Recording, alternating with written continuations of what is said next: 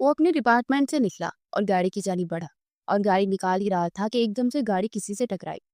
वो जल्दी से बाहर निकला तो जमीन पर सुर्ख कलर की स्कूटी पड़ी हुई थी और इसने इधर उधर देखते हुए उसके मालिक को तलाश करना चाहा। हाय और अप्पा, मेरी लाडो के साथ आपने क्या कर दिया?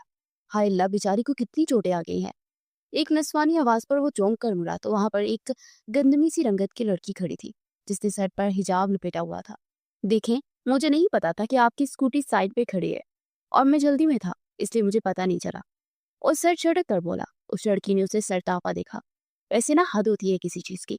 इंतहाई आप बहुत बुरे इंसान हैं। पुलिस वाले आपको होकर आपको इतना नहीं पता कि गाड़ी को कैसे निकालते हैं। मेरी लाडो का इतना बुरा हाशिर कर दिया। मैं इस पर एक खराश तक नहीं आने देती हूँ। वो तब कर बोली। मेरे मुंह मत लगो। तुम्हारा जितना नुकसान हुआ है ना, उसके पैसे देने के लिए मैं तैयार हूँ। उसने कहते हुए अपना वॉलेट निकाला और 5,000 का नोट उसकी जानी बढ़ाया। वो आंखें फाड़े उस 5,000 के नोट को देख रही थी। अपने पैसे अपने पास रखे, मुझे नहीं चाहिए। पता है मेरी लाडो को कितनी तकलीफ हो रही होगी। बेचारी का हाशर कर दिया और उसकी कीमत लगा रहे हैं। आखिर यही आपके साथ हुआ हो तो? अगर आपके जिस्म पर इतनी चोटें आई होती और जिसने लगाई होती वो आपको इस तरह पैसे देकर कहे कि जाकर मरहम पट्टी करवा लो, तो क्या करेंगे आप? पुलिस वालों को तो होते ही पत्थर दिल है। वो गुस्से से बोली और उसकी स्याह आंखों में नमी थी। उसे उस लड़की की दिमागी हालत पर शबा हुआ। मैं पागलों के मुंह नहीं लगता, और ये लो पैसे। ये 5,000 का तुमने नोट कभी देखा भी नहीं होगा, फिर भी दे रहा हूँ। कहो तो एक और दे दूं। वो तरक कर बोला। अरे, इतने पैसे तो मैं किसी भिखारी को दे दूं। ऐसे ही जितनी आपकी तनख्वाह है ना, उतना एक वक्त में किसी को भी दे देती हूँ। वो बोली तो उसके यूं बड़े बड़े छोड़ने पर उसने सरता पैर उसे देखा, जो सादा से ड्रेस में मलबूस थी और हर तरह से उसका जाहिर बता रहा था कि वो एक मिडिल क्लास घराने की लड़की है। अच्छा, कभी शक्ल भी देखी? मुझे तो लग रहा है आज पहली बार दिख रही हो। 5,000 का नोट, ये पकड़ो और निकलो यहाँ से। वो बोला तो उसने चिपट कर वो नोट पकड़ा और वहां गुजरते फकीर को थमा दिया। तुम्हारा दिमाग सच में खराब है? मतलब तुम जो राह चलते हुए फकीरों को इतने पैसे देती हो, इस तरह मेरे बंदों को रोककर अपनी स्कूटी का बहाना बनाकर पैसे निकलवाती हो और पैसे निकलवा कर फकीरों को दे देती हो। सही जा रही है भी, वेरी गुड। और तंजिया लहजे में बोला तो लड़की उसे खूनख्वार निगाहों से देखने लगी। इतने भी बुरे दिन नहीं मेरे कि तुम जैसों से पैसे लो। और मैंने उन पैसे इसलिए इसको दिए क्योंकि मैं हराम के पैसे नहीं लेती। पुलिस वालों को तो सिर्फ रिश्वत देना पसंद है। आपने भी कहीं ना कहीं से रिश्वत पकड़ के इतने पैसे जेब में रखे होंगे। वरना एक पुलिस वाले के पास 5,000 का नोट, वो भी ईंट का जवाब पत्थर से देना जानती थी। ओ हेलो, तुम्हें ना मैं अरेस्ट करके अपनी जेल में डालूंगा, पुलिस वाले से बदतमीजी करने के जुर्म में। वो तिल मिला कर बोला। हाँ, इसके अलावा आप कर भी क्या सकते हैं? अपने ओहदे का नाजायज फायदा उठाना तो आप लोगों को खूब अच्छे से आता है। और हाँ, आइंदा से मेरे सामने मत आइएगा। सेहत के लिए जानलेवा हूं मैं। वो मुंह बनाकर बहुत ही अपनी स्कूटी उठाकर उस पर बैठते हेलमेट पहनने लगी। वो दिल ही दिल में उसे सलाहते सुनाता अपनी गाड़ी की जान पड़ गया। वो घर पहुंचा तो हाले नोट पाक कर उसके सीने से आ लगी। लाला, आप इतने दिनों के बाद आए। आपको देखकर मैं बहुत खुश हूँ। हाले नूर चहक कर बोली। अम्मा जी से बोलिए मेरे कमरे में चाय भेज दें। उसका रुखसार थपथपाकर हल्का सा मुस्कुरा कर बोला। एक वही थी जिसकी खातिर वो यहाँ आता था, वरना तो उसका यहाँ आने को दिल ही नहीं चाहता था। मगर उसे खबर नहीं थी कि उसकी हाले नूर साजिशों का शिकार होने वाली है। अहमद राजपूत अपने होटल पहुंचा और आज के होने वाले फंक्शन का जायजा ले रहा था। वो हर चीज को ओके करता अपने ऑफिस की जानी पड़ गया। कुछ देर बैठने के बाद ईशा का वक्त हुआ तो वह नमाज अदा करने के इरादे से बाहर निकलकर अपने कमरे से निकलकर पर्सनल रूम की जान पड़ गया कि जब भी किसी से जोर से टकराया, वो वजूद उससे पहली सीढ़ियों से नीचे गिरता। वो जल्दी से उसे बाजू से थामकर खींच कर पीछे करता देखने लगा। वो एक लड़की थी जिसकी हेजल ग्रे आंखें लबालब पानी से भर गई थी और बिखरे बाल और चस्ट पैंट शर्ट में मलबूस वो लड़की खौफजदा दिख रही थी। उसी वक्त एक लड़का एक कमरे से बाहर निकला और उसके सर से खून निकल रहा था। यू, वो लड़का उसे गाली निकालता आगे बढ़ा तो लड़की जल्दी से उसके पीछे होती उसका बाजू दबोच गई। मुझे बचा ले इससे।" वो नम लहजे में बोली। ए हट, ये मंगेतर है मेरी। वो गुस्से से बोलता उसे बाजू से खींचने लगा तो अहमद का हाथ उठा और एक जोरदार थप्पड़ उसके चेहरे पर पड़ा। ए, वो लड़का चीखा। शट अप, मैनेजर सिक्योरिटी को बुलाकर इसे बाहर भेजो। वो सच लहजे में बोला, पर उसने वेटर्स के साथ उस लड़की को अपने ऑफिस भेजा। नमाज अदा करके वो ऑफिस आया तो लड़की रो रो कर बेहाल हुई थी। आपका घर कहाँ है मिस? उसे संजीदगी से पूछा। जी जी, मुझे नहीं जाना अपने घर, वो रोते हुए बोली। वो बोली तो अहमद की आंखों में हैरत तर आई। व्हाट? ये क्या कह रही हैं आप? आप अपने घर क्यों नहीं जाना चाहती? वो हैरानगी से बोला। वो सब लोग मुझे गलत समझेंगे, प्लीज मुझे नहीं जाना। अब वो बाकायदा हिचकियों से रो रही थी। अहमद ने गहरा सांस भरते उसे देखा। मैं अब आपको इस तरह यहाँ नहीं रख सकता ना, सो प्लीज आप अपने घर का पता बता दीजिए, मैं आपको घर तक ड्रॉप कर देता हूँ। वो बोला, मगर वो नफी में सर हिलाती जा रही थी। फिर वेटर्स ने उसका हैंड बैग लाई तो उसमें से शनाख्ती कार्ड था और उसकी घर का एड्रेस देखकर वो उठ खड़ा हुआ। चलिए मेरे साथ, मैं आपको आपके घर में ड्रॉप कर देता हूँ, क्योंकि मैं आपको इस तरह यहाँ पर अकेला रहने या कहीं जाने की इजाजत नहीं दे सकता। अब आप मेरी जिम्मेदारी है, मेरे होटल में मौजूद थी। अब इज्जत और एहतराम से आपके घर तक पहुंचाना मेरी जिम्मेदारी है। वो बोला और फिर से लेकर वो बाहर आ गया। उसकी कॉलोनी में पहुंचा और गाड़ी खान हाउस के सामने रुकी। फिर वो उसे छोड़कर निकलने ही वाला था कि बाहर दो मर्द आए। अंदर तशरीफ लाइए, आपसे बहुत जरूरी बात करनी है। वो मर्द खुशक लहजे में बोले। वो चुपचाप उनके साथ अंदर आया तो लड़की सर झुकाए रो रही थी और वो सोफे पर क्रॉफर्ड से बैठा वही लड़का मौजूद था जो कि होटल में उस लड़की के साथ था। यही है तायाजान, यही वो शख्स जिसके साथ ये होटल में मौजूद थी। और जब मैंने इन लोगों को रंगे हाथों पकड़ा तो इस शख्स ने मुझे इस कदर बुरे तरीके से मारा। वो लड़का फराटे से झूठ बोल रहा था और वो लड़की थर थर कांप रही थी और वो बेयकीनी से उस लड़के को देख रहा था। हमारे घर की इज्जत के साथ आपने खेल खेल कर अच्छा नहीं किया। हम आपको बहुत अच्छे तरीके से जानते हैं। आप एक जाने माने स्कॉलर हैं, दीन की बातें सिखाते हैं, मगर मुनाफिकत कूट कूट कर बढ़ी है आपने। इस लड़की के ताया ने कड़क लहजे में कहा। उसने लब खींच कर रोती हुई इस लड़की को अफसोस से देखा। देखिए, ऐसा कुछ नहीं हुआ था, ये मुझे वहां पर रोती हुई मिली, बस मैंने इन्हें घर पहुंचाया है, इसके अलावा कुछ नहीं जानता मैं। वो इसकी इज्जत की लाश रखने के लिए सच बात को छुपा गया। तुम उस शख्स को जानती हो हालिनूर? वो कड़क कर बोला तो वो मजीद रोने लगी और साथ कांप रही थी। जिया खान, अभी और इसी वक्त काजी साहब को बुलाइए और इन दोनों का निकाह पढ़ाकर इस गंद को उस शख्स के साथ रुखसत कीजिए। ताया जानने का उनके फैसले पर अहमद का रंग मुतखिर हो गया। क्या फजूल बात कर रहे हैं आप? ऐसा थोड़ी होता है। आप जबरदस्ती किसी की शादी कैसे करवा सकते हैं? इस्लाम इस चीज की इजाजत नहीं देता। अहमद राजपूत ने नागवारी बड़े लहजे में कहा। हमें आप जैसे से इस्लाम सीखने की जरूरत नहीं है। मुनाफिक हैं आप, एक नंबर के। तायाजान तनफ्फुर बड़े लहजे में बोले तो अहमद ने आंखें मीच कर ताउस भरते अपने अंदर से उमड़ते गुस्से को काबू किया। वो कभी अपना आपा खोकर किसी लड़की की इज्जत पर आंच नहीं आने दे सकता था, लेकिन उसे बहुत दुख था कि उस लड़की की इज्जत उसने बचाई, मगर वो इसके लिए एक लफ्ज तक नहीं बोल रही थी। फिर उसके लाख मना करने के बावजूद भी उन लोगों ने उसे वहां से हिलने तक नहीं दिया, बल्कि उसकी रेपुटेशन तक को बर्बाद करने की धमकी देने लगे। उनकी बात उससे परेशान सा हो गया। वो जानता था कि अगर ये बातें उसके घर तक पहुंची तो उसकी माँ, जो पहले से ही बीमार है, वो इस सदमे को सह नहीं पाएंगी। वो तो उसे लेकर हमेशा से ही परेशान रहती है। इसका निकाह हुआ और उन्होंने इसे साथ रुखसत कर दिया। कुछ देर पहले वो लड़की उसके लिए बिल्कुल अनजान थी, मगर अब उसकी महरम थी। मगर उसे एक अजीब सी घुटन हो रही थी और उसे समझ नहीं आ रहा था कि घर वालों को वो क्या जवाब देगा। सोचने के बावजूद कोई बहाना जहन में नहीं आया और कुछ देर में राना विला पहुंचे और गाड़ी पोर्च में खड़ी करता उसे लेकर अंदर लाउंज में आया तो उसकी वालदा जुनैरा बेगम लाउंज में बैठी तफसीर का मुतालिया कर रही थी। उसे देखकर चौंक गई। ये कौन है अहमद बेटे?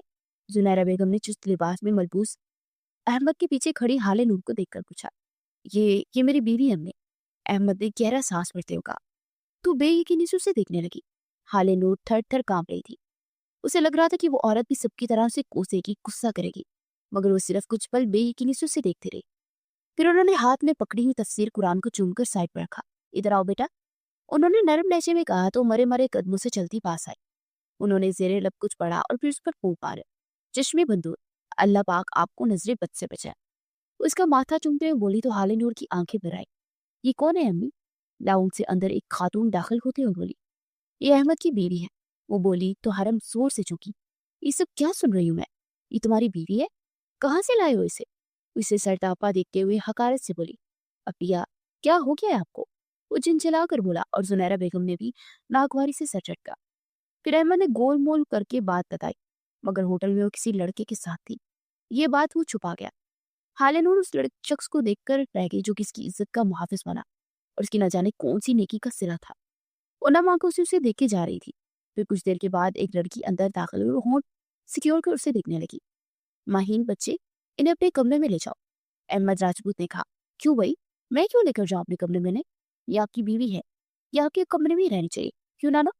वो जुनैरा बेगम के गले में बाहें डालते चहक कर पड़ी। तुमसे जो अहमद कह रहा है ना वो करो, ज्यादा अम्मा मत बना करो उसकी। और हाँ, उसे कमरे में तो रख रही हो, इसकी सोहबत का असर मत ले लेना। हरम ने अपनी मखसूस कड़वे अंदाज में कहा। क्या यार मम्मा, आपने कुछ भी बोलती है। वो चिढ़कर बोली और फिर हाले नूर को लेकर कमरे में आ गए। माहीन मुसलसल बोल रही थी और वो चुपचाप बैठी थी। फिर वो कपड़े बदल कर लेटी तो बेआवाज रोने लगी। माहीन की आंख खुली तो वो अभी तक रो रही थी। वो लाइट ऑन करती उसके पास आई। क्या हुआ, क्यों रो रही हो? माहीन ने पूछा तो वो हिचकियों से रोने लगी। आपकी मुझसे नफरत नहीं हो रही क्या? वो हिचकियों से रोते हुए बोली। ओह गॉड, तुम्हें ऐसा क्यों लगा कि मैं तुमसे नफरत करूंगी? तुम्हें पता है हाले नूर, तुमसे नफरत कर ही नहीं सकता कोई। तुम बहुत हसीन हो। ऐसा लगता है कि तुम्हें अल्लाह पाक ने बड़े प्यार से तराशा है। अगर मैं शायर होती ना तो तुम्हारे चेहरे के हर हर नक्श पर एक शेर लिखती। बट आई हेट शायरी। माहीन ने कहा तो वो धीमा सा मुस्कुरा दी। वैसे तुम अगर चाहो तो खुलकर हंस सकती हो, या फिर किसी ने तुमसे कहा है कि तुम हंसते हो बहुत प्यारी लगती हो, इसलिए कम हंसा करो। वो मुस्कुरा कर बोली। आपके मामू को तो मुझसे जरूर नफरत होगी, क्योंकि मेरी वजह से उन्हें इतना कुछ सहना पड़ा और फिर शादी भी करनी पड़ी। वो लम लहजे में बोली तो महीन खिलखिला कर हंस पड़ी। वैसे तुम ना मेरे मामू को जानती नहीं हो, इसलिए तुम ऐसी बातें कर रहे हो। मेरे मामू दुनिया के शायद वाहिद इंसान है जिसे किसी से नफरत हो ही नहीं सकती। पता है, मैं इन्हें दुनिया का 8वां अजूबा कहती हूँ। लेकिन तुम बहुत छोटी हो इनसे, इसलिए उन्होंने कहा कि तुम मेरे कमरे में रहो। अब देखो ना, वो 34 साल के होने वाले हैं और तुम मुझे लगता है 18-19 की हो। वो अब रिश्ते की इस तरह एकदम से तो नहीं निभाएंगे ना, लेकिन जब निभाएंगे तो दिल से निभाएंगे। फिक्र मत करो, तुमसे कभी भी नफरत नहीं करेंगे। बाकी नाराज होना तो हर एक इंसान का हक होता है। तुम्हें मनाना आता है रूठों को? चलो कोई नहीं, मैं तुम्हें सिखा दूंगी। अहीम ने कहा तो वो धीमा सा मुस्कुरा दी। फिर वो बातें करते करते सो गई और आंख खुली तो माहीन नमाज पढ़ रही थी और सिराना वाला आए हुए तकरीबन 10 दिन हो चुके थे और वह इन दिनों में बहुत कुछ सीख चुकी थी। कितनी देर वो जुनैरा बेगम के पास बैठी उनसे कुरान पाक की तफसीर पढ़ती रही और अब काफी दिन गुजर चुके थे। अभी तक अहमद से उसकी मुलाकात नहीं हुई थी। उसे माहीन के मुंह से ही पता चला था कि वो किसी इस्लामिक दौरे के लिए गए हुए हैं। और असर की नमाज अदा करके बाहर लॉन में आकर झूले में बैठी गड़ों को जाते परिंदों को देख रही थी। उसके दिल में गुबार सा उठने लगा। उसका तो कोई घर भी नहीं था। माँ बाप के घर से तोहमत लगाकर रुखसत कर दी गई थी और जिसके साथ रुखसत होकर आई थी वो इसे एक नजर तक नहीं देखता था। इसी वक्त गाड़ी पोर्च में रुकी और अहमद राजपूत गाड़ी से निकलकर अंदर की जानी बढ़ने लगा, मगर झूले में बैठी उस अप्सरा को देख जिससे दिल धड़कना भूल गया। नमाज के स्टाइल में सफेद दुपट्टा लपेटे उस अदा उदास शाम का किस्सा लग रही थी। सूरत कंधारी रुखसार आंसू किसे हीरे की वानित महसूस हो रहे थे। बेख्तियार कदम उसकी जानी बढ़ाए और उसके पास आकर ठहरा। सलाम अलैकुम।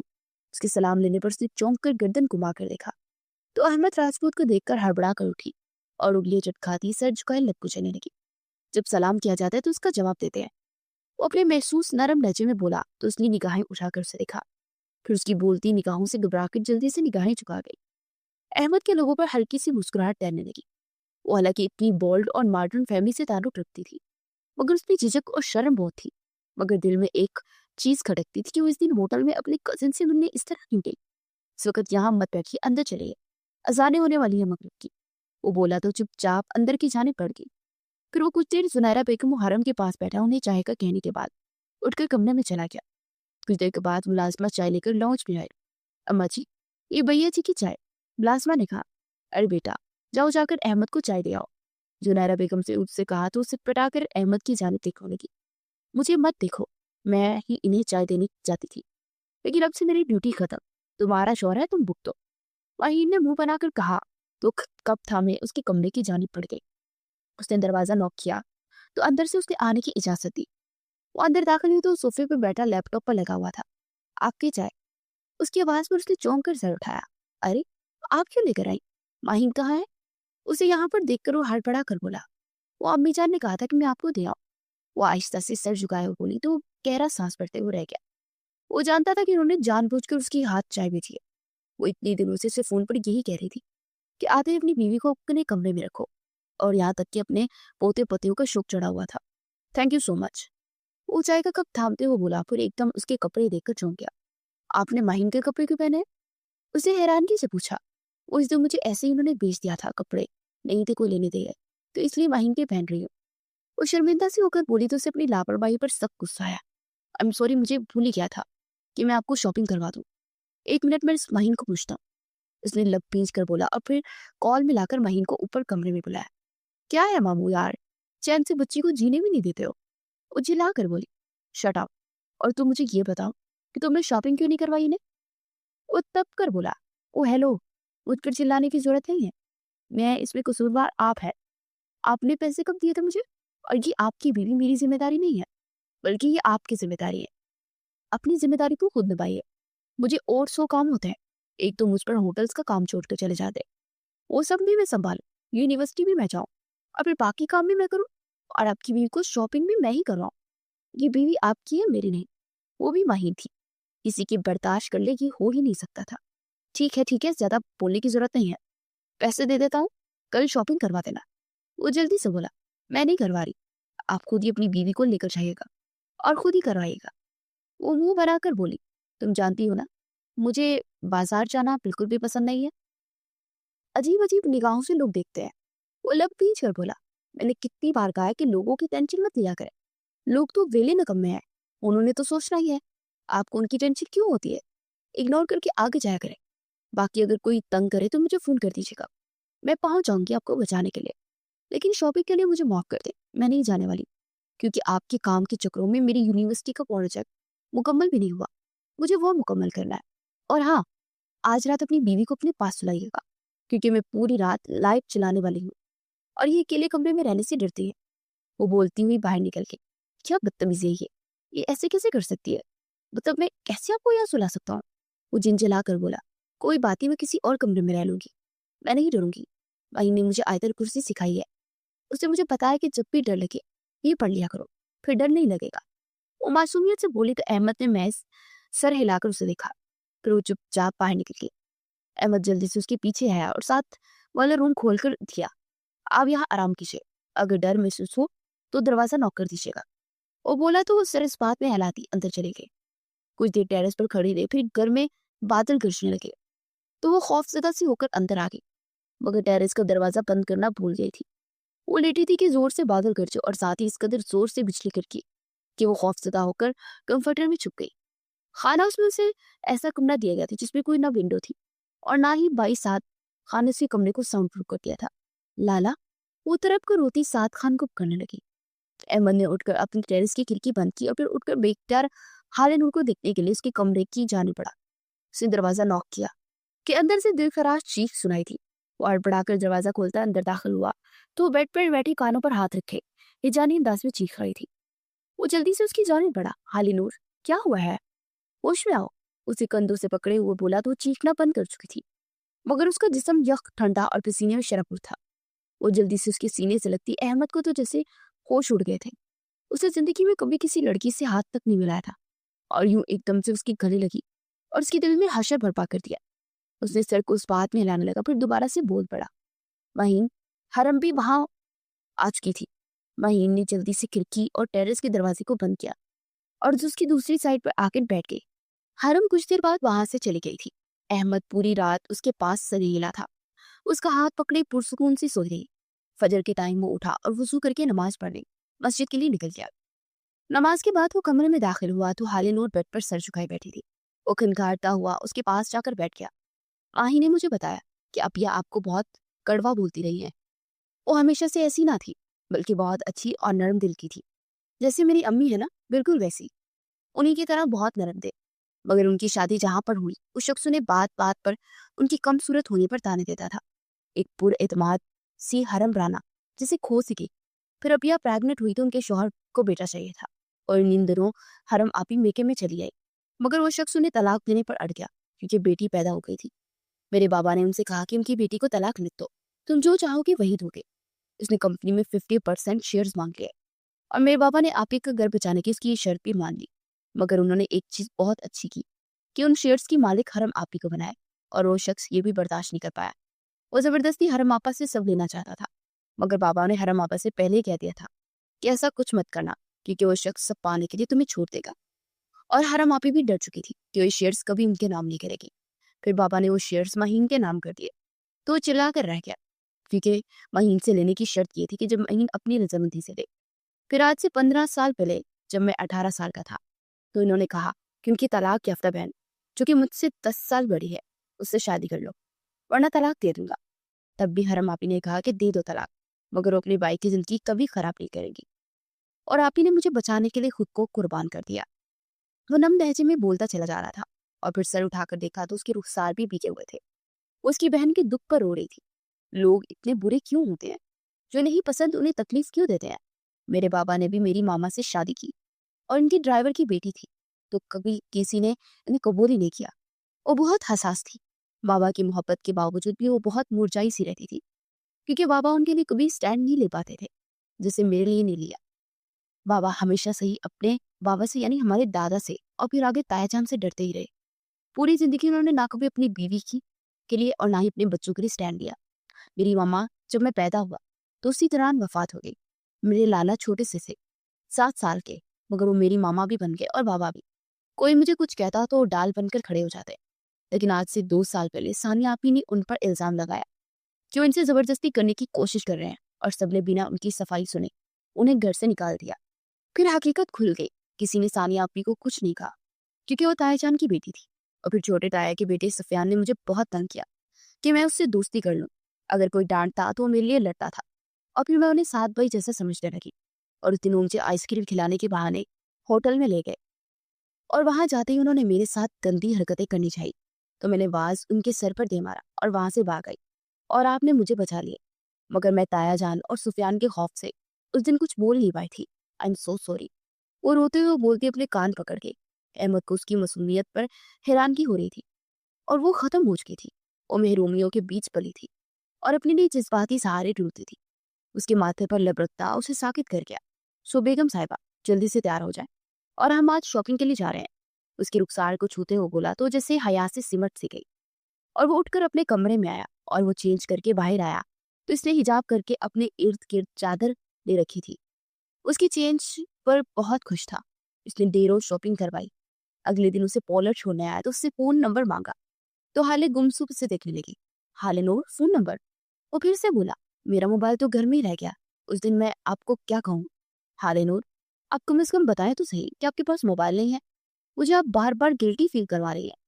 मैं आपकी तरफ से इतना लापरवाह कैसे हो गया था? आई एम सो सॉरी, ये मेरी जिम्मेदारी थी। वो ताज्जुब भरे अंदाज में बोला, इट्स ओके, आप इस तरह बार बार सॉरी मत कीजिए। वो बोली, अच्छा ऐसा करो, आप ये मेरा मोबाइल रखे, मैं दूसरा मोबाइल ले लेता हूँ रास्ते से। वो पॉलर के सामने उसे छोड़ते हुए बोला, और फिर वहां से चला गया। कुछ देर के बाद वो दफ्तर पहुंचा, और अभी वो दफ्तर जाकर बैठा ही था कि हाले नूर का फोन आ गया। जी हाले, काम हो गया? वो बोला, हाँ यहाँ बहुत रश है मुझे, प्लीज आप मुझे आकर ले जाइए। दूसरी तरफ से वो जलाहट बड़े लहजे में बोली, तो एकदम से मुस्कुराहट अहमद के लबों पर तैरने लगी। उसका यूं अहमद जी कहना उसके दिल पर जैसे छू गया था। मेरी बेगम साहबा को इंतजार करवा रहे हैं, चले ऐसा करते हैं, छोड़ दे इस काम को, हम घर में ही पॉलर मंगवा लेंगे, क्या ख्याल है? वो बोला, जी बिल्कुल ठीक है। वो बोली, और फिर अहमद सब काम छोड़कर उसे लेने चला गया। अगले दिन वो लाउंज में माहीन के साथ बैठी हुई थी। अहमद के साथ वो अंदर दाखिल होते साद खान को देखकर साकित रह गई। गुड़िया, उसने पुकारा तो वो होश में आई, फिर साद के सीने से लगी तरप तरप कर रो थी। साद भी रोए जा रहा था और बार बार उसके माथे पर और सर पर बोसा दे रहा था। हाले नूर, अपने बाइक को लिविंग रूम में ले जाइए और आप ना लिविंग रूम में बैठकर बातें कीजिए, मैं खाने पीने का इंतजाम करवाता हूँ। अहमद राजपूत ने कहा, और फिर वो साद को लेकर लिविंग रूम में आ गए। साद ने उससे सबके बारे में पूछा और सबकी तारीफें करती नहीं थक रही, और साद का दिल जैसे मुतमईन हो गया, वरना वो कल रात से कितना बेचैन था वो वही जानता था। कल रात ही वो वापस पहुंचा था, और उससे मिलने के लिए जब वो खान हाउस गया तो वहां जाकर उसे मालूम हुआ कि किसी मर्द के साथ मोहब्बत करती थी और उसके साथ होटल में पाई गई है, इसलिए अब उसके साथ रुखसत कर दिया गया है। वो तो जैसे गुस्से से पागल ही हो गया था। वो जानता था कि उसकी बहन ऐसा कुछ नहीं कर सकती। फिर उसने अगली सुबह अहमद राजपूत का नंबर निकलवाया और उससे राब्ता करके वो इस वक्त उनके घर में बैठा था। और उसे पहली बार इस फैसले पर खुशी हुई थी। उसकी बहन का खिला खिला चेहरा बता रहा था कि वो कितनी खुश है। कुछ देर के बाद अहमद राजपूत भी अंदर आकर बैठ गया। अहमद साहब, मैं अपनी बहन को अपने साथ ले जाने की इजाजत चाहता हूँ। इसकी जिस तरह शादी हुई है इस तरह नहीं होनी चाहिए थी। मैं अपनी बहन को दुल्हन बनाकर रुखसत करना चाहूंगा। वो बोला तो अहमद चौंक कर उसे देखने लगा। मुझे इस बात पर कोई इतराज नहीं है। अगर हाले नूर मेरे साथ चाहती है तो मेरी खुशकिस्मती हो रही। अगर हाले नूर मुझसे अलग भी होना चाहती है तो मुझे कोई इतराज नहीं है। वो धीमा सा मुस्कुरा कर बोला। तो हाले नूर ने तरफ कर उसे देखा, और उसकी आंखों में नमी और गुस्सा दोनों थे, जो कि साथ की ज़ैनब निगाहों से छुप नहीं सके थे। फिर वो साथ के साथ राना हाउस आ गई। अगले दिन घर में जिया के कहने पर नत नए पकवान बन रहे थे। आज अहमद राजपूत के घर वाले बकायदा अंगूठी पहनाने आ रहे थे और ठीक 7 दिन के बाद तजदीद निकाह था। कुछ देर में मेहमान आ चुके थे और वो अहमद से मिलकर जैसे ही उड़ा तो गाड़ी से सामान निकलवाती महीन से टकराया। वो गुस्से से बोलने ही लगा था मगर महीन को देखकर चौंक गया। तुम? वो चिल्ला कर बोला। ओह रिश्वतखोर। महीन तंजिया लजे में बोली। और शट अप, मैं कोई रिश्वत नहीं लेता, मैं बहुत ईमानदार ऑफिसर हूँ। वो तब कर बोलता उसके हाथ से टोकरी पकड़ने लगा। ये हमारी टोकरी है, क्यों दूं? वो पीछे होकर होते हुए बोली। तुम सच में मेंटल केस हो। अहमद राजपूत की बहन हो क्या? वो मुंह बनाकर बोला। क्यों बताऊं? अपने काम से काम रखो। और हाँ, ये सामान अंदर पहुंचा देना।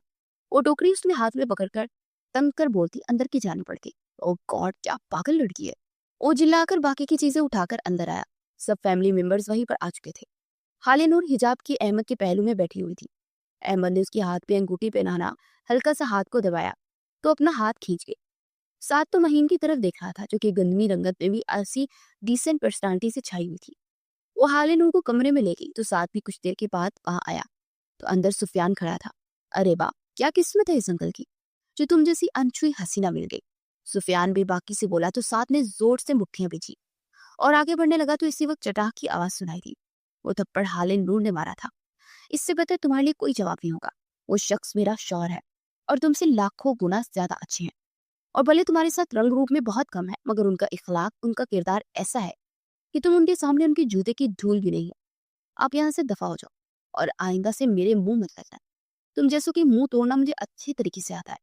हाले नूर चबा चबा कर बोली और वो खुशी और हैरत के मिले जुले जज्बात से अपनी गुड़िया का ऐसा एतमाद देख रहा था।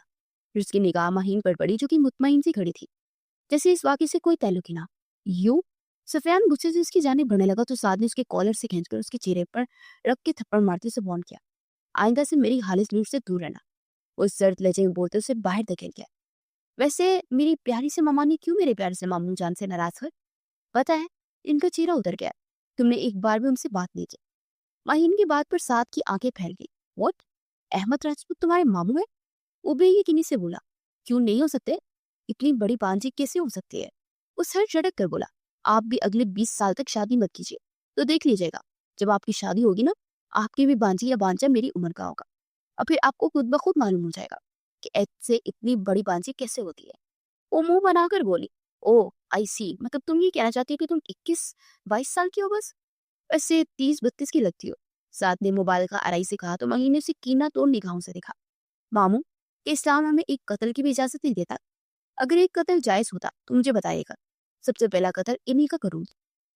वो अंदर दाखिल होते अहमद से बोली। तुम किसी न किसी से लड़ने का बहाना ढूंढ ही लेती हो कि हर वक्त लड़ाका त्यारा बनी रहती हो। अहमद देखा, देखा ना, मैं पहले ही समझ चुकी थी। आपकी बांझी को आपकी जुबान बहुत ज्यादा चलती है और ये लाकर लड़ाका त्यारा है। पता है, ये पागल अपनी स्कूटी को लाडो बोलती है। ये समझती है स्कूटी किसी से टकरा गई और कुछ तोड़फोड़ हुई तो उस बेचारे को बहुत तकलीफ होती है। मुझे तो ऐसा लगता है कि इनकी मेंटली हालत कुछ खराब है। मगर अब मुझे पता लगा कि इसका दिमाग ऊपर का हिस्सा ही खाली है।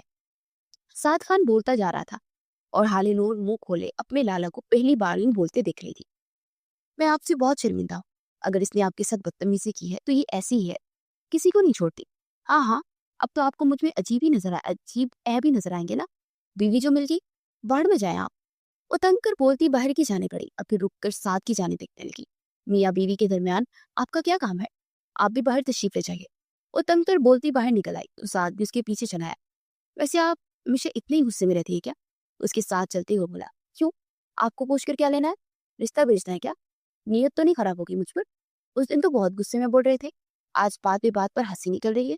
मजाक कर रहे हैं। शायद पता चल गया ना कि मैं बहुत अमीर हूँ तो इसलिए मुझे फंसाने की कोशिश कर रहे हैं। वो तंजिया लहजे में बोली तो साथ की मुस्कुराहट सुकड़ गई। मैं बिल्कुल तुम्हारे बारे में सही सोचता हूँ। तुम्हारा बाकी दिमाग खाली है। पता नहीं तुम्हारे अंदर इतनी नेगेटिविटी क्यों बढ़ी हुई है। जहाँ मैं तुमसे नरमी से बात कर रहा हूँ ताकि हम दोस्त बन सकें, मगर तुम इस काबिल नहीं हो कि तुमसे बात भी की जाए। इंतहाई कोई बदतमीज लड़की हो। तुम जैसी लड़कियों को मैं इतनी जूती की नोक पर रखता हूँ। वो गुस्से से बोलता उसकी साइड से होता नीचे की जाने पड़ गया। एहसास तौहीन से महीन की आंखों में आंसू आ गए। वो हाथ की पुश से साफ करती नीचे की जाने पड़ गई। अहमद बेड पर बैठा उसके साथ बैठे उसे देखते ही नहीं थक रहा था। जो किससे निगाहें फिरे अनजान बनकर बैठी हुई थी। हाले नो, मेरी तरफ देखिए। अहमद ने उसकी थोड़ी सी थामते उसका चेहरा ऊपर करते हुए कहा। तो वो जोर से आंखें मीच गई। तो आप मुझसे बात नहीं करेंगी? अहमद ने उसकी आंखों में फूंक मारते हुए कहा। तो वो नफी में सरहला गई। नाराज है मुझसे? वो हाथ की पुछ से उसका रुखसार छूते हुए बोला तो रुक फेर गई।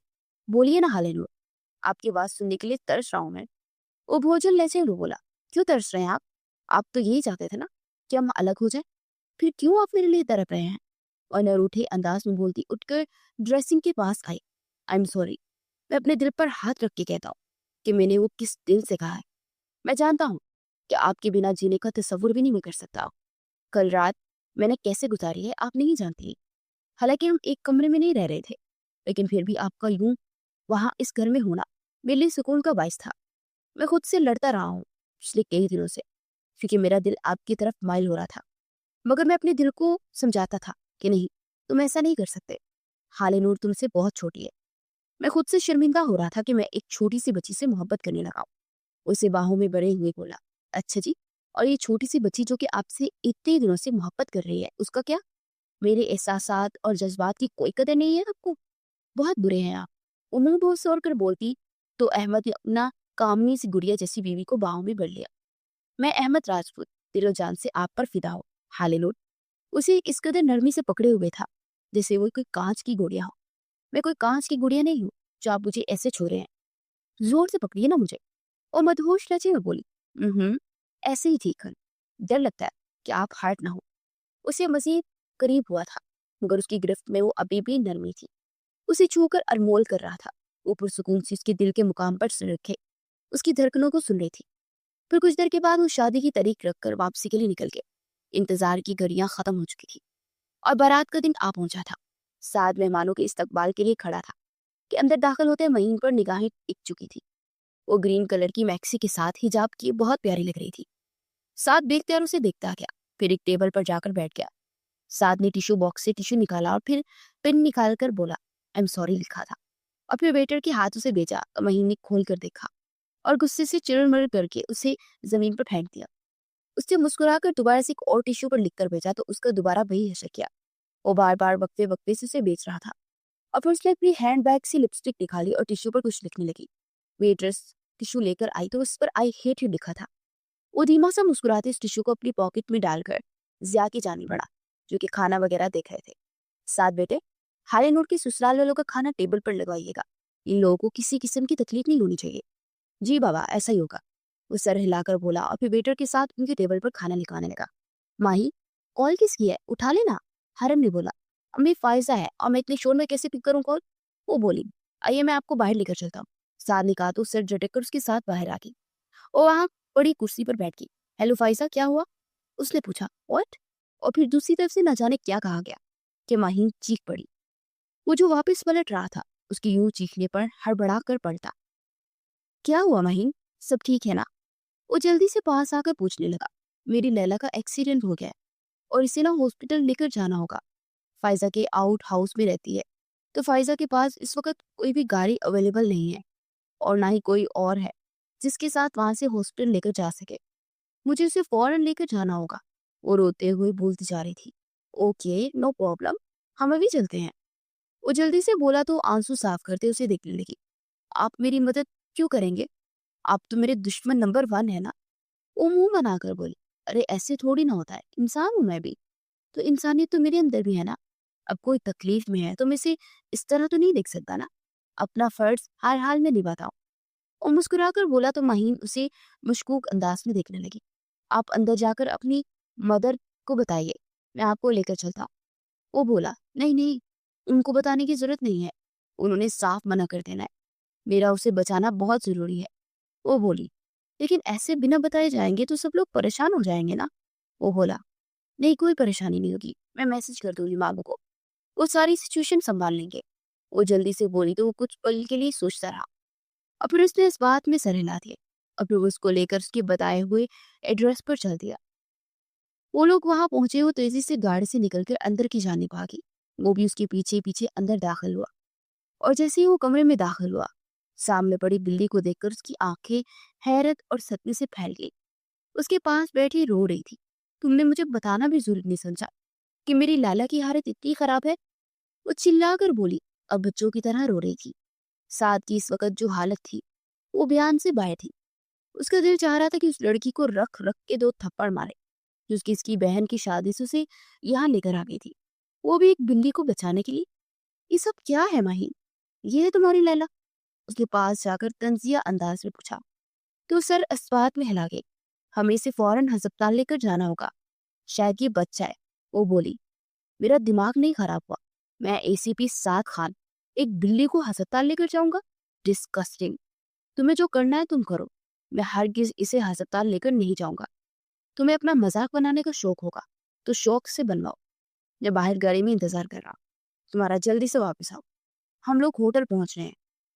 तो नागवारी भले अंदाज में पड़ने लगा तो महीन ने उसकी बाजू से खींचकर उसका रुख अपनी जानिब किया। अगर वो जानवर है तो इसका मतलब ये नहीं कि उसकी जिंदगी की कोई वैल्यू नहीं है। अगर जानवर तकलीफ में है और आप उसकी मदद नहीं करेंगे तो क्यामत के दिन आपसे इस बात का भी हिसाब लिया जाएगा। आपके फ्राइज में सिर्फ इंसानों को बचाना नहीं, इन जानवरों को भी बचाना है। वो तब कर बोली, दिमाग खराब है तुम्हारा, और मैं इस बिल्ली को अस्पताल हरगिज नहीं लेकर जाऊंगा। तुम्हारे दिमाग के तो सारे स्क्रू ही ढीले हैं। मेरे दिमाग को मत खराब करो। वो बोला।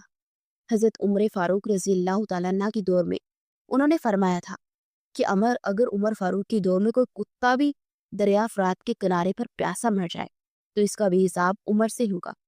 ये एक कुत्ते के बारे में है जिसको घर में रखना भी जायज नहीं। ये तो फिर एक बिल्ली है, और आप सल्लम के पास आया करती थी ना बिल्ली, तो अल्लाह के नबी अपने वजू का पानी उसके आगे कर दिया करते थे। ये आज मर गई ना तो कल क्यामत के दिन आपका गिरेबान जरूर थामेगी और आपसे सवाल करेगी कि आपके पास तो गाड़ी थी ना, आप चाहते तो उसे बचा सकते थे, लेकिन आपने इसे तरकने के लिए छोड़ दिया। क्या जवाब देंगे आप? वो बहती आंखों से बोलती चली जा रही थी और उसके तने आसाब ढीले हो गए। वो गहरा सांस भरता उसे देखने लगा, जिसकी आंखों का मस्कारा काजल फैल चुका था। अच्छा चलो, लेकिन मैं ज्यादा टाइम वहां पर नहीं रुकूंगा। वो गहरा सांस भरते हुए बोला। तो इसका चेहरा खिल उठा था। हाँ चलेगा, प्लीज मुझे चले, प्लीज जल्दी चलिए। वो बोलती ही जल्दी से उस बिल्ली को गोद में उठा गई। फिर से वैसे एक कैट शेल्टर होम में ले आया था। बिल्ली की दोनों टांगे टूटी थी। वो सब सुनकर सारों की तार होने लगी। उसके बाद बैठकर संजीदगी से उसे देखने लगा। एक बात कहूं? हम्म? उसके पूछने पर सर इस बात में हिलाते हुए कहने लगी, तुम कसम से बहुत डरावनी लग रही है, वो हॉरर मूवी की चुड़ैल जैसी। उसे मुस्कुराहट दबाते हुए कहा तो उसे गुस्से से देखने लगी। गेट आउट, और मुझसे बात मत करना। वो गुस्से से बोला तो कहका लगाकर हंस पड़ा और फिर उसकी चिपके से तस्वीर बना ली। अच्छा फोन नंबर दे दो ताकि मैं लैला की खैर खैरियत मालूम करता रहूं और होटल जाकर सिचुएशन देखकर बता दूंगा। वो बोला तो उसने इसका नंबर एक्सचेंज किया। फिर वो जल्दी से होटल पहुंचा। सुराजिया खान गुस्से में बैठे हुए थे। किधर चले गए थे तुम? जिम्मेदारी का एहसास है कि नहीं? वो गुस्से से बोले, सॉरी जरूरी काम आ गया था। वो आहिस्ता से बोला, चलो ठीक है, अब जाओ, रुखसती की तैयारी करनी है। जो सामान भेजा है ना साथ, वो गाड़ी में रखवा दो। उन्होंने कहा तो सर इस बात पे हिलाकर पास से मुलाजिम को लेकर सामान रखाने लगा और सामान रखवाकर स्टेज पर आया तो हरम राना इधर उधर देख रही थी और उसे देखते ही वो तेजी से उसके पास आई। ये मेरी पागल बेटी कहाँ गई? फोन सुनने गई थी, वापस ही नहीं आई। मुझे लगा कि शायद हाले नूर के साथ है, मगर वहां भी नहीं है। हरम की बात पर अहमद राजपूत भी चौंक गया। क्या मतलब, वो कहाँ जा सकती है? यही होगी आपी। अहमद ने इधर उधर दिखते हुए कहा, नहीं है वो अहमद यहाँ पर। मैं कब से उस बच्ची को पूरे हॉल में तलाश कर रही हूँ। मेरा तो बीपी हाई होना शुरू हो गया। वो सर थाम कर बोली, अहम आंटी, दरअसल बात यह है कि उसकी बिल्ली लैला गिर गई थी, उसकी दोनों टांगे टूट गई थी, उसे लेकर शेल्टर होम गई है। वो सर खुजाकर बोला, व्हाट? आपको कैसे पता? अहमद ने चौंक कर पूछा। दरअसल मैं ही उन्हें छोड़कर आया हूँ। उस सर झुकाए हुए बोला, ओ माय गॉड, आपने भी उस पागलपन में उसका साथ दिया? यकीन नहीं आता, आप तो मुझे बिल्कुल सुलझे हुए लगते थे। हरम ने नागवारी बड़े लहजे में कहा, मैंने उन्हें कहा था कि अंतरिज आपको सबको बताते हैं। वो कह रही थी कि वो खुद ही बता देंगी, और वैसे भी मुझे पता नहीं था कि लैला उनकी बिल्ली है। मुझे लगा कि उनकी कोई फ्रेंड है जिनको चोट आई है, तो मैंने तो अपना फर्ज निभाने के लिए ये सब किया। वो तो मुझे वहां जाकर पता चला कि वो एक बिल्ली है। मैं तो उसे फौरन लेकर आना चाहता था, मगर वो मुझे इमोशनली ब्लैकमेल करने लगी, तो फिर मैं उन्हें शेल्टर होम छोड़ आया हूँ। वो सर्द आ पड़ते हुए बोला तो अहमद हल्का सा मुस्कुरा दिया। तुम क्यों हंस रहे हो? और ये तुम्हारी दी गई ढील है कि वो इस तरह की हरकतें करती है। आगे उसकी शादी भी करनी है। क्या करेगी वो आगे जाकर? इस तरह की हरकतें अगर करती रहेगी तो? हरम ने अहमद को डांटते हुए कहा, ये क्या हो गया है, इंजॉय कर ले दिया करें। बाकी जो इसने बिना बताए ये सब करने का काम किया है ना, उस पर मैं उसे ज़रूर डाँटूँगा। अहमद ने जल्दी से कहा, हाँ, हाँ, अच्छे से जानती हूँ कि तुम डाँटोगे उसे। तुम्हारी डाँट में कोई दम-खम नहीं है बेटा। वो चिढ़कर बोली और फिर बड़बड़ाती हुई स्टेज से उतर गई। ये क्या किया आपने लाला? आपने हरम आपी को नाराज़ कर दिया ना? हाले नूर ने मुँह बसोर कर कहा, तो इसके सर पर चिपट लगाकर उसे खुशमगीन निगाहों से देखने लगा। हाले मेरी प्यारी सी गुड़िया, ऐसे नहीं बोलते। तुम दुल्हन हो, दुल्हन की जुबान पर ताला अच्छा लगता है। वो हल्का सा मुस्कुराते हुए बोला तो अहमद भी उसकी बात पर मुस्कुरा दिया। मैं कुछ शर्माने वाली नहीं हूँ, ऐसी ही ठीक हूँ मैं। वो मुंह बस होकर बोली, फिर कुछ देर में रुखती हो चुकी थी। वो होटल के सब काम निपटाने के बाद घर पहुंचा तो मोबाइल खोलते उसने तस्वीर देखी तो उसे बेख्तियार हंसी आ गई। उसने उसे मैसेज किया, कैसी हो और आपकी बिल्ली साहिबा कैसी है? उसका मैसेज अभी तक उसने सीन नहीं किया था। वो मोबाइल साइड पर रखता कपड़े चेंज करने चला गया। वो वापस आया तो दूसरी तरफ से उसका मैसेज आया हुआ था, मेरी लाला अब 2-3 दिन तक शेल्टर होम में रहेगी, वो जल्दी ही ठीक हो जाएंगी। And thank you so much, आपने मेरी इतनी मदद की, लेकिन फिलहाल घर वालों से बेइज्जती करवाकर अपने कमरे में आई हूँ, सो प्लीज अब मुझे तंग मत कीजिएगा। उसका मैसेज पढ़ते उसके लबों पर बेइख्तियार हल्की सी मुस्कुराहट टहलने लगी थी। ओ माय गॉड, काश मैं तुम्हें देख सकता जब तुम्हें डांट पड़ रही थी, क्योंकि तुम्हारी वजह से मेरी भी इंसल्ट हुई है और मुझे पता है कितना बुरा लग रहा है कि मैं एक पुलिस वाला होकर तुम्हारे बारे में सही तरह से जान भी नहीं सका। तुम तो सीरियसली पागल हो, क्यों तंग करती हो सबको इतना? उसने लंबा चौड़ा मैसेज टाइप करके उसे भेजा तो दूसरी तरफ से उसकी कॉल आने लगी। उसने कॉल अटेंड करते मोबाइल कान को लगाया। मैंने सोचा कि आपके सारे सवालों का जवाब फोन पर दे देती हूँ, ये इतने लंबे लंबे मैसेजेस करके मैं थक जाऊंगी, इसलिए जल्द से जल्द बात कर लेते हैं। वैसे मैंने नोट किया है कि आप मेरे साथ कुछ ज्यादा ही फ्री नहीं हो रहे। उसने तंग कर कहा, हाय क्या बताऊं, अच्छी लगने लगी हो तुम मुझे। वो सर्ट आ भरकर बोला तो दूसरी तरफ एक पल के लिए खामोशी छा गई। मजाक कर रहे हैं ना? वो भी यकीनी बड़े लहजे में बोली तो कहका लगाकर हंस पड़ा। हाँ बिल्कुल, क्या है ना, तुम जैसी पागल से पहली बार मेरा टाकरा हुआ है, तो मैंने सोचा कि तुम जैसी पागल से थोड़ा सा दिल ही बहला लूं। तुम दोस्त बनोगी मेरी? उसने पूछा। जी नहीं, क्योंकि अच्छी लड़कियां खैर मर्द को कभी भी दोस्त नहीं बनाती। मेरा दोस्त सिर्फ मेरा शौहर ही बनेगा। और हाँ, आइंदा से मुझे कॉल करने की जरूरत नहीं है। आपने तो मुझसे नंबर इसलिए लिया था ना, ताकि आप होटल जाकर फंक्शन की मुझसे डिटेल बता सके। तब तो जाकर आपने मुझे कोई डिटेल नहीं दी, लेकिन अब मुझे फोन मैसेजेस करके क्यों बता रहे हैं आप? आइंदा से मुझे मैसेजेस या फोन करने की कोई जरूरत नहीं है। मैं आप जैसे लड़कों से बिल्कुल भी बात नहीं करती। वो तरह कर बोली, तुम्हारे अंदर कुछ ज्यादा ही एटीट्यूड नहीं है? तुम जानती हो, मुझसे लड़कियां बात करने के लिए मरती हैं। सिर्फ एक झलक देख लेना लड़कियां तो बेताब हो जाती हैं। साथ में मगरूर अंदाज में कहा तो दूसरी तरफ से हंस पड़े। मजाक नहीं कर रहा, ये सच है। तुम्हें यकीन नहीं है? तुम्हें पता है मेरी कजिन सानिया, तुमने देखा होगा उसे, मुझ पर मरती थी, लेकिन मैं उसे लिफ्ट भी नहीं करवाता था और इसीलिए उसने मुझे पाने के लिए साजिशें भी की। मगर मैं उन जैसी लड़कियों को जूते की नोक पर भी नहीं रखता। मुझ पर इल्जाम तक भी लगाया उसने, लेकिन मैंने फिर भी उसे अपनाने से इनकार कर दिया था। उसे लगा था कि वो इस तरह मुझे पा सकती है, मगर उसकी साजिशें सारी की सारी नाकाम कर दी मैंने। वो नागवारी बड़े लहजे में बोला, मुझे आपके साथ हुए हुए हादसे के बारे में आपकी बहन पहले ही बता चुकी है, जो कि आपके लिए भी तकलीफ का बायस है, आपके बाबा और आपकी बहन के लिए भी, क्योंकि आप पर इल्जाम लगा था, तोहमत लगी थी, और आप इस बात को फख्र से मुझे बता रहे हैं। दूसरी बात, जो लड़कियां आप पर मरती है ना, उन लड़कियों का पर्सनल मैटर है, मगर मैं अपने शौहर से मोहब्बत करूंगी, लेकिन अगर वो मुझसे मोहब्बत नहीं करेगा ना, तो मैं इसे छोड़ दूंगी। सारी जिंदगी किसी मजबूरी के रिश्ते को नहीं निभाऊंगी, अपनी मम्मा की तरह। वो भी तंग कर बोली, चलो अच्छा है, अल्लाह पाक तुम्हारे नसीब अच्छे करे। मेरी तो बस यही दुआ है, क्योंकि तुमने मेरी बहन का बहुत साथ दिया है, इसीलिए मैं तुमसे इतने प्यार से बात कर लेता हूँ, वरना तो और कोई बात नहीं है। और हाँ, आइंदा से मैसेज नहीं करूंगा। वो बोलता हुआ कॉल काट गया और वहीं उसका एटीट्यूड बहुत उसे बुरा लगा। वो जितना उसके साथ नरमी से बात करने की कोशिश करता था, वो इतना ही उससे रूड अंदाज में बात करती थी।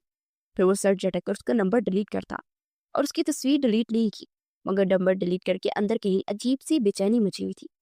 न जाने उसका दिल का ये हाल हो रहा था कि वो खुद भी समझ नहीं पा रहा था। वो सर झटक कर सोने की कोशिश करने लगा और कुछ देर गुजरी तो उसके नंबर पर अहमद की कॉल आने लगी। दूसरी तरफ अहमद ने जो बताया वो सुनकर जैसे बेचैन हो गया। मैं आ रहा हूँ आपसे मिलने घर। वो तेज लहजे में बोला, नहीं नहीं, आप घर मत आइएगा। आप एक काम कीजिए, मेरे होटल पहुंचे, मैं वही हूँ। कुछ देर के बाद दोनों दरवाजा नॉक हुआ और साद खान अंदर दाखिल हुआ। वीडियो दिखाए मुझे। वो लब खींच कर बोला, मेरे ख्याल में आप वो वीडियो मत देखे। अहमद राजपूत निगाह चुरा कर बोला, मेरी बहन ऐसी नहीं है, अच्छे तरीके से जानता हूँ उसको। वो थोड़ी ओवर ड्रेसिंग कर लेती है, ये बात मानता हूँ, लेकिन मैंने कभी भी इसके अलावा किसी किस्म का ऐब नहीं देखा उसमें। प्लीज आप उसकी वजह से अपना रिश्ता मत खराब कीजिएगा। साद खान लब कुचलते हुए बोल रहा था, आप ये सोच भी कैसे सकते हैं कि मैं अपना रिश्ता इस वजह से खराब करूंगा? वो सब जो कुछ भी था उसके माजी का हिस्सा था, और मैं माजी को खरीदने वाले में से नहीं हूँ। मेरी बीवी है, मेरी इज्जत है, और उनकी इज्जत की हिफाजत करना मेरी जिम्मेदारी है। और कोई भी शख्स मुझे इस वक्त ब्लैकमेल कर रहा है, उनकी इज्जत को लेकर मेरा फर्ज बनता है कि मैं उनकी हिफाजत करूं, और मैं ये सब उनकी हिफाजत के लिए ही कर रहा हूँ, और कोई वजह नहीं है। अहमद राजपूत ने कहा तो साद खान ने नम आंखों से उस शख्स की जाने देखा, जो वाकई बहुत अजीम था। आप मुझे वीडियो दिखाइए, मैं देखना चाहता हूँ। अहमद राजपूत ने मोबाइल उसकी जाने बढ़ाया। साद जैसे जैसे वीडियो देख रहा था, उसका रंग मुतगैर हो रहा था, और फिर एकदम से चौंक गया। अहमद भाई, ये वीडियो एडिटेड है, ऐसी एडिटिंग कोई प्रोफेशनल इंसान कर सकता है, और मैं अपनी जासूस छोड़ता हूँ, वो सब पता करेंगे। बस उसे ये बात आपकी और मेरे बीच में रहनी चाहिए, और इसके अलावा आपको हतुल कोशिश करनी है कि आप अपना रवैया गुड़िया के साथ थोड़ा सख्त रखें। साज तेज अजीम बोला, मैं ऐसा नहीं कर सकता, उन्हें तकलीफ होगी। अहमद ने गड़बड़ा कर कहा, परी, इतनी तकलीफ पड़ी है क्या उसकी? साद ने कहा तो वापस आया। अब वो वापसी के बाद बाहर निकल आया। वो घर पहुंचा था तो हज्जत की अजानें हो रही थी। उसने कदम कमरे की जानी बढ़ाए तो उसके कदम मन मन बरके हो रहे थे। दिल अजीब से अंदाज से दरक रहा था। वो समझ नहीं पा रहा था कि वो किस तरह से उसके साथ रूट होगा। फिर दरवाजा खोलकर वो जैसे ही अंदर दाखिल हुआ तो करवट बदलकर सुकर के लेटी हुई थी। शायद वो उसका इंतजार करते करते लेट गई थी, और थकन की वजह से उसे नींद आ गई। वो गहरा सांस भरता उसकी जाने बढ़ा, उसके पाँव के पास पड़ा, कंफर्टर उठाकर उसे उड़ा और वॉशरूम की जाने पड़ गया। हाले ने फजर के बाद साद को आते देखा तो कुरान रखती उनकी जाने में तो हुई, मगर वो इसे इग्नोर करता लेट गया। हाले का दिल बुझ गया। वो गुमसुम सी लॉन्ज में बैठी थी। माही पास आई, क्या हो गया? तुम्हारे मामू शायद तुझसे नाराज हो गए हैं। वो लब कुचलते हुए बोली, नामुमकिन, ऐसा हो ही नहीं सकता। वो नाराज नहीं हो सकते तुमसे, ऐसे ही थके होंगे बस। मुझे लगता है कि वो जरूरी काम के सिलसिले में कहीं गए होंगे, तो इसलिए आकर वो सो गए हैं, और उन्हें मुझसे कोई नाराज क्यों मनाए? वो दुनिया में वो किसी से नाराज नहीं होते। महीन ने कहा, ठीक है, वो तो मान लिया कि वो ठीक होंगे, लेकिन उन्होंने सलाम तक नहीं किया मुझे। हालांकि वो गुजरे हुए मुझे सलाम करते थे, मगर आज वो नहीं था। वो बोलते हुए पूट पूट कर रोने लगी, और महीन घबराकर जल्दी से उसके पास बैठकर उसे समझाने लगी, अच्छा तुम फिक्र नहीं करो, मैं उनसे बात करूंगी, अच्छे से डांटूंगी उन्हें। महीन ने कहा, नहीं नहीं, प्लीज कुछ मत बोलना। मैं नहीं चाहती कि वो ये सब सोचे कि मैंने मियाँ बीवी की बात तुमसे शेयर की है। मैं खुद ही उनसे बात कर लूंगी। वो जल्दी से आंसू साफ करते हुए बोली तो महीन बेख्तियार उसकी मासूम सूरत देखकर मुस्कुरा दी। तुम बिना छोटी सी बात को लेकर दिल में बैठ गई थी। खैर, अगर तुम कुछ नहीं कर रही हो तो प्लीज मेरे साथ ये मदद करो प्रोजेक्ट में। महीन ने कहा तो उसके साथ उसका प्रोजेक्ट बनाने में मदद करने लगी। फिर शाम को वो वलीमे के लिए तैयार हुई, और वो लोग हॉल में पहुंचे तो अहमद ने उससे कोई बात नहीं की थी, बल्कि वो तो उसके पास स्टेज पर आकर भी नहीं बैठा था। वो एक साइड पर मोबाइल पर किसी के साथ लगा हुआ था, और ये बात अब महीने भी महसूस की थी। फिर वापसी पर सब निकलने लगे तो अहमद ने उन्हें ड्राइवर के साथ घर जाने को कहा, और खुद कुछ देर के लिए बाहर आने का कहकर वापस अंदर चला गया। महीन तेजी से होटल के अंदर दाखिल हुई। साद और अहमद एक साथ दिख रहे थे, चौंक। वो दोनों सीढ़ियों से उतरकर जानिब अंदर बढ़े, और तेजी से लिफ्ट की जानिब पड़े थे, और उनके पीछे चली आई थी। वो दोनों अंदर आकर बैठे और मोबाइल पर कुछ देख रहे थे। ये देखे, कितने सारे उसके मैसेजेस आए हैं, मुझे धमकियां दे रहा है कि वो बहुत सारी वीडियोस को मार्केट में बेच देगा और कुछ सोशल मीडिया पर बेच देगा। अहमद की बात पर वो चौंक गए। आप उसे मैसेज करके पूछे कि वो क्या चाहता है, क्या वो पैसा चाहता है या कुछ और? साद ने कहा तो अहमद मैसेज करने लगा, रबिश, बकवास कर रहा है, ये मैंने इसे जान से मार दूंगा। अहमद चीख उठा था, क्या हुआ, क्या मैसेज आया था? साद ने पूछा तो अहमद ने मोबाइल उनकी जाने बढ़ा दिया। अहमद अपना सर थाम गया। व्हाट? मैं जान से मार दूंगा इस घटिया इंसान को? साद भी इसका गुस्से से बोलने लगा तो जल्दी से पीछे उठी और साद के हाथ से मोबाइल छीनता तो वह हड़बड़ा गया। उसकी आखिरी मैसेज पर निगाह पड़ी, बस बहुत चाहता हूं मैं अपनी प्यारी बीवी को, एक रात के लिए वापस कर दूंगा। वो मैसेज पढ़कर भी मैसेज पढ़कर महीन का चेहरा गुस्से से सुर्ख हो गया था, और इससे पहले वाले मैसेजेस पढ़ने लगे। हाउ चीप, मुझे आपसे ये उम्मीद नहीं थी। ऐसा कैसे कर सकते हैं आप? ये सारी वीडियो आपने बात तक नहीं की हमसे। अब पता है आप कितने अरसे की ये सब कर रहे थे? पता है कितना तड़प रही थी वो? कैसे वो मुरझा के वहीं तक उठी? तुम गलत समझ रही हो वहीं। हम लोग सिर्फ ये नाटक कर रहे थे। वो शख्स ये समझे कि अहमद को अपनी जगह से प्यार है और वो लोग इस तरह आसानी से इस तक पहुंच जाएंगे। और रही बात हाल नूर की, तो उससे छुपाने की वजह सिर्फ और सिर्फ ये है कि उससे तकलीफ ना हो। और मैंने ही इन्हें मना किया था उससे बात ना करे और उसके साथ इस तरह नाराजगी जाहिर करे कि वो बद बुझ जाए। क्योंकि जहां तक मुझे लगता है वो अहमद की शायद दुश्मनों में से किसी एक की है, जो कि नजर रखे हुए हैं और किसी भी तरह अहमद को खुश नहीं रहना देना चाहते। साद ने कहा तो वो घबराहट बड़ी सांस भरती सोफे पर बैठ गई। सॉरी मामू, मैंने इतना सब कुछ बोल दिया था आपको, पर मुझे गुस्सा इतना आ गया था। इट्स ओके बच्चे, कि मेरे लिए भी ये सब आसान नहीं है, मगर इससे भी बुरा सलूक मैं कर रहा हूँ और मेरे लिए वो बहुत ही इंपॉर्टेंट है। मगर मुझे ऐसे ही लगता है कि इंसान शायद हम पर कोई नजर रखे हुए है। वो खुश नहीं देखना चाहता। हालिनूर का तो कोई दुश्मन है। मेरे आसपास दुश्मन और दोस्त हैं।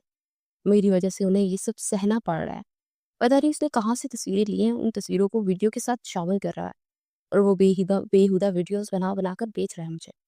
अहमद ने कहा, ओह, हालिनूर की पर्सनल तस्वीरें कोई ऐसा इंसान यूज कर सकता है जो कि इस घर में मौजूद हो? क्योंकि हालिनूर तो भी मामू की जिंदगी में आई है ना, तो हालिनूर के बारे में इतना डाटा कैसे रख सकता है? ये तो कोई हालिनूर का दुश्मन ही कर सकता। शायद इसकी रसाई हालिनूर के मोबाइल तक है। शायद हो सकता है वो शख्स सुफियान हो। महीन की बात पर दोनों चौंक कर सीधे हो। वो माय गॉड, ये बात तो हमने सोची ही नहीं। मैं भी यही सोच में डूबा रहा हूँ कि शायद मेरा ही कोई दुश्मन है जो कि मुझे नीचा दिखाने के लिए सब कर रहा है। जब हालिनूर को मुझसे निकाह करके इस घर से भेजा गया था तो उसका मोबाइल उसी घर में रह गया था। फिर शायद सुफियान के हाथ लग चुका है। अहमद ने लब भीज कर कहा तो साथ में मुट्ठियां भेज दी। थैंक यू सो मच महीम, तुमने हमारा ध्यान इस तरफ लगाया, वरना तो मैं बाहर वालों के मुतल्लिक ही सोचता रह गया था।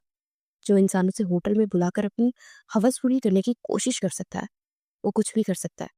और उस दिन भी उसने हार्ट का लफ्ज बोला था और मैं तब से सोच रहा था कि ये लफ्ज मेरे पहले भी सुना है। तुम्हें याद है ना महीम, जिस दिन अहमद ने रिंग बनाई थी, उस दिन वो घटिया आदमी बहुत बकवास कर रहा था। साथ ने कहा जी, इसीलिए मेरा ध्यान सबसे पहले उसी की तरफ गया था। खैर, अब आप जाकर उसका लैपटॉप देखें, हो सकता है आपको कुछ न कुछ मिल जाए। उसने जीदगी से बोली सा साथ ने सर इस बात में हिलाया। और हाँ, मेहरबानी फरमाकर अब घर तशरीफ ले जाए और अपनी रूठी हुई बीवी को मना लीजिए। वो साथ की तरफ मुड़ते मुंह बनाकर बोली और फिर से लेकर घर के लिए निकल गई। साथ ही घर पहुंचा तो सुफियान अभी तक जाग रहा था। उसे मुकम्मल इग्नोर करता कमरे में आया और अपनी अलमारी से कैप्सूल नुमा चीज निकाली, जो बेहोशी का कैप्सूल था। उसने कमरे के सामने से गुजरते उस कैप्सूल को फोड़ा और अपना सांस रोक लिया। उसकी बेहोशी होने के बाद वो कमरे में आया और लैपटॉप तलाश करने लगा। कुछ देर के बाद वो लैपटॉप उठाकर तेजी से बाहर निकला और उसने लैपटॉप खोला तो उस पर पासवर्ड लगा था। उसने 2-3 पासवर्ड टाइप किए मगर वो नहीं खुला। और इसी वक्त महीन का मैसेज आया। क्या हुआ, कुछ बना? नहीं, कोई काम नहीं बना। लैपटॉप पे पासवर्ड लगा है। अगर मैंने मजीद 4 बार यूज किया तो ये खुद ब खुद रीस्टार्ट हो जाएगा और इसका सारा डाटा रिमूव हो जाएगा। इससे मुझे सुबह किसी को हैकर को ढूंढना पड़ेगा। वो झिनझिना कर बोला, ठीक है, लैपटॉप ले लिया, अब उसे लेकर आना हाउस आ जाए, हैकर से मुलाकात करवा देती हूँ। महीन ने कहा तो वो उलझ गया। फिर कुछ देर में वो राना हाउस पहुंच चुका था और महीन कुछ देर के बाद अंदर दाखिल हुई। उसने बड़ी सलीके से दुपट्टा ले रखा था और वो सर तक झुककर लैपटॉप खोलकर देखने लगा। फिर कुछ फाइल्स उसे मिल ही चुकी थी और वो किसी को सेंड की गई थी, यानी वो हाल न्यूर की तस्वीरें किसी और को बेचकर उससे एडिटिंग करवाता था। ये कौन हो सकता है? वो बड़बड़ाया। जीमेल चेक हैक करने की कोशिश करती हूँ, वो संजीदगी से बोली। रहने तो मैं खुद करवा लूंगा, तुम्हारा एहसान नहीं चाहिए। वो तंग कर बोला, ज्यादा एटीट्यूड दिखाने की जरूरत नहीं है। इस वक्त एटीट्यूड दिखाने का वक्त नहीं है, क्योंकि अगर सुबह तक सुफियान को सब कुछ मालूम हो गया कि उसका लैपटॉप गायब है तो वो अलर्ट हो जाएगा और हो सकता है कि हाल नूर की मजीद नाजीबा वीडियो बना दे या फिर इन्हें सोशल मीडिया पर डाल दे। इसीलिए हमें अलर्ट नहीं रहने देना। और हाँ, हाल नूर का मोबाइल जरूर ले लीजिएगा उससे। उस संजीदगी से बोली तो उसने चुपचाप लैपटॉप उसकी जाने बढ़ाया। उसने आधे घंटे में उस शख्स की सारी मालूमात निकाल कर उसके सामने रख दी। वो दिल ही दिल में उसको सराह रहा था। वो वाकई में बहुत सही थी। वैसे ही क्रिमिनल्स का काम होता है, कोई गलत काम मत करना इसके जरिए, वरना पकड़ी जाओगी। वो संजीदगी से बोला, सो फनी, इतना भी आसान नहीं होता हम हैकर्स को पकड़ना। और हाँ, मैं वैसे भी गलत काम कभी नहीं करती, सही इस्तेमाल करने के लिए सब करती हूँ। वो मुँह बनाकर बोली और सर झटक कर उठ खड़ा हुआ। इधर आकर उसने इस लैपटॉप को उसी जगह रख दिया और फिर सुबह-सुबह उस शख्स के यहाँ पहुँच चुका था। उसने उसे वहाँ से अगवा करके टॉर्चर रूम में भेजा और उस पर फिर टॉर्चर करके उससे सब निकलवा चुका था।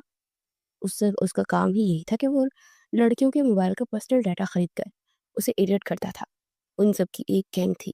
सुफियान इन कामों में शामिल था और वो सबको अरेस्ट करवाकर पुलिस की यूनिफॉर्म में अपनी फोर्स लेकर घर पहुंचा तो सुफियान समेत सब नाश्ता कर रहे थे। You are under arrest mister Sufiyan Khan, उस सच लहजे में बोला। फिर उसने इंस्पेक्टर को इशारा किया। उसने जल्दी से सुफियान के हाथ में हथकड़ी लगाई और उसे खींचता हुआ बाहर की जानिब ले गया। छोटी ताई रोती दाड़ते मारती पीछे भागती रही। फिर वो अंदर आकर साथ को मुंह भर भर के बददुआएं देने लगी। फिक्र मत कीजिए, आपकी कोई बददुआ मुझे नहीं लगेगी, क्योंकि मैंने नाहक आपके बेटे को अरेस्ट नहीं किया। आपके बेटे ने जो किया है ना, मैंने उस पर अरेस्ट किया है। लड़कियों का पर्सनल डाटा खरीद कर उनकी नजेबा वीडियो बनाकर मार्केट में बेचा करता था आपका बेटा। और मेरी बहन को भी इसी ने इसी इरादे से होटल में लेकर गया था। मगर इसकी किस्मत अच्छी थी कि वो अहमद राजपूत को मिल गई। लेकिन आपका घटिया बेटा फिर भी बाज ना आया। इसने अहमद के नंबर पर हाले नूर की फेक नाजेबा वीडियो बनाकर बेची। शायद अहमद जी का कोई और मर्द होता तो इस बात पर हाले को जिंदगी से निकाल देता, मगर वो अहमद राजपूत था जिसके अंदर खौफ खुदा था। और देखिए, आज आपका बेटा अपनी गुनाहों की सजा भुगत रहा है। मैंने उस दिन ही इसे जान से मार देना था, जब मुझे पता चला था कि हाले नूर के साथ इसने बदतमीजी की थी। मगर मैं खानदान की इज्जत की खातिर चुप रहा। और देखियो, क्या बेहतरीन काम हो गया। मैंने इसे कड़ी से कड़ी सजा दिलाने की कोशिश करूंगा। वो चबा चबा कर बोलता चला गया और बड़े और छोटे ताया सर झुकाए खड़े थे। भाईजान, अपनी दौलत अपने पास रखिए और मेरी दौलत मेरी औलाद है। और मैं आज से इस घर से हर रिश्ता तोड़ कर जा रहा हूँ। अपने बेटे के साथ एक छोटे से घर में रह लूंगा, लेकिन अब यहाँ नहीं आऊंगा, जिया खान ने कहा और अपने कमरे की जान बढ़ गए। कुछ देर के बाद वो और साथ इस खाना उसकी घुटन ज़्यादा फजाओं से निकलते चले गए और दिल में बहुत इत्मीनान सा था। हालिन उनको काफ़ी थकन थी और बुखार सा महसूस हो रहा था, तो वो होटल में आते ही लेटी तो सो गई। रात को जब आंख खुली तो अहमद पहलू में सोया हुआ था। वो कर्ब से उसे देखती उठकर पानी पीने लगी तो जग खाली था। वो उठकर पानी पीने नीचे आई। थोड़ी में रूम की लाइट चल रही थी। वो दबे पाँव उस तरफ आई तो अंदर से माहीन की आवाज़ सुनाई दी। वो साथ का नाम ले रही थी। फिर उसकी जैसे जैसे गुफ्तगू आगे बढ़ी, वो हाले नोट जैसे जमीन में धंस गई। वो बामुश्किल अपने कदम उठाती कमरे में आई और बेड पर लेकर बेआवाज आंसुओं से रोने लगी। फिर होशो हवास से बेगाना होती चली गई। अहमद की आंख खुली तो उठकर तहज्जुद पढ़ने लगा, फिर मस्जिद चला गया। जब वापस आया तो हाले नूर अभी भी सो रही थी। हाले नूर उसके पास बैठते उसको पुकारने लगा, मगर वो टस से मस्त हो गई। उसने जैसे ही उसके रुखसार को छुआ तो वो चौंक गया। फिर उसका माथा छूकर देखा तो आग की माने कप रहा था। उसने फौरन डॉक्टर को फोन करके घर बुलाया और उसने चेकअप के बाद मेडिसिन लिख दी। इंजेक्शन लगाने से उसका बुखार टूटा तो अहमद की जान में जान आई और उठ के दूसरी साइड पर आकर लेटता उस पर हाथ रख गया। हाले ने आंख खोलकर इर्द गिर्द देखा तो सब बहुत धुंधला सा था और आंखें मसलती उसने गर्दन घुमाई तो अहमद उसके इतना करीब लेटा था। दिल चाहा उससे लिपट कर तरफ तरफ कर रोते। फिर वो आहिस्ता से हाथ उठाती उठने लगी। अहमद की आंख खुल गई। कैसी तबीयत है बाप की? वो जल्दी से उसके पास बैठती उसका माथा छूने लगा तो खिसक कर दूर हुई और बिना जवाब दिए वॉशरूम की जाने पड़ गई। फ्रेश होकर बाहर निकली तो मुलाजमा नाश्ता अंदर ही ले आई थी। आप आज का सारा दिन बाहर नहीं निकलेंगे, पूरा दिन आराम करेंगी। अहमद ने हल्का सा मुस्कुरा कर कहा, मैं बाहर जाकर ही नाश्ता करूंगी। उस सख्त लहजे में बोली तो अहमद की मुस्कुराहट गायब हो गई। क्यों तरपा रही हैं आप मुझे? उस पर झुकते हुए बेकरारी भरे अंदाज में बोला। तो रुख फेर की। प्लीज यार, इस तरह तो मत तरपाइए ना। क्या हो गया? मैं मानता हूँ कि मैंने गलती की है, आपको वक्त नहीं दे पाया, उसके लिए आई एम सो सॉरी। उसके रुखसार पर लब रखते हुए बोला। उसने सिसकारी भरी, प्लीज मुझे अकेला छोड़ दीजिए। वो नम लहजे में बोली तो वो लब खींच कर पीछे होता कमरे से निकल गया। रात को डिनर के बाद सोफे पर बैठ के टांगे टेबल पर रखे बैठा था कि यूं ही उसकी आंख लग गई, जो कि किसी अजीब से एहसास से खुली। उसने जैसे ही देखा तो उसके पैरों को थामे उस पर सर रखे रो रही थी। ये क्या कर रही हैं आप? छोड़िए मेरे पाँव। वो इससे अपना पाँव पीछे करने लगा, मगर उसने उन्हें जोर से जकड़ रखा था। वो मजीद जोर जोर से रोने लगी और वह मुश्किल अपने पाँव छुड़वाता जल्दी से उसके पास जमीन पर बैठ गया। क्या हो गया यार? क्यों मेरी जान निकाल रही हैं आप? सॉरी, मेरी वजह से आपको क्या कुछ नहीं सहना पड़ा। मेरी वजह से आपकी इज्जत दांव पे लग गई। फिर भी एक बार भी आपने मुझसे नहीं कहा। वो रोते हुए बोलती चली जा रही थी और वो साकित तो जामिद सा बैठा था। क्या बोल रही हो? किसने कहा ऐसा? मेरी इज्जत दांव पे लगी थी? वो लग पेंच कर बोला, मैंने सब कुछ सुन लिया था। कल रात जब लाला और माही के दरमियान जो बात हुई, मेरी लापरवाही की वजह से ये सब कुछ हुआ था। वो हिचकियों से रोते हुए बोली, कैसी बातें कर रही हैं आप? मेरी इज़्ज़त है आप, और आपसे बढ़कर कुछ भी नहीं है मेरे लिए। और आपको ना बताने की वजह यही थी कि आप इस बात को बहुत दिल पर ले जाएँगी। मैं नहीं चाहता था कि आपको दुःख हो। मेरी इज़्ज़त और आपकी अलग नहीं है, मेरी जान। वो इसका चेहरा हाथ में भरते हुए गंभीर लहजे में बोला। तो रोती हुई उसके सीने से लग गई। आप मेरी दुनिया के सबसे बेहतरीन इंसान हैं। मैंने आज तक आप जैसा इंसान नहीं देखा। आपने मेरी हर दर्द को, हर तकलीफ को अपना समझा और उसे मुझे मोतबिर बना दिया। मैं अपनी आखिरी सांसों तक आपसे मोहब्बत करूंगी। उसके सीने से लगी उसके दिल के मुकाम पर लब रखते हुए बोली। तो सरशार सा उसके माथे पर लब रख गया।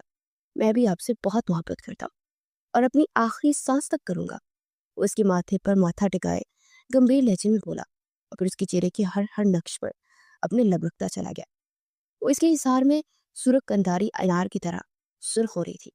फिर उसे किसी कामनी गुड़िया की मानित गोद में उठाकर बेड के जाने पड़ गया। इजाजत है मेरी जान। वो हल्की सी मुस्कुराहट से बोलता उस पर चुप कर बोला तो शर्मा कर हल्का सा मुस्कुरा दी और उसे बाहों में पड़े उसे मोतबिर करने लगा। 1 साल बाद महीन उस रात के बाद से साद नंबर तक ब्लॉक कर चुकी थी, मगर उस शख्स का चेहरा एक पल के लिए भी उसकी निगाहों के सामने से नहीं हटता था।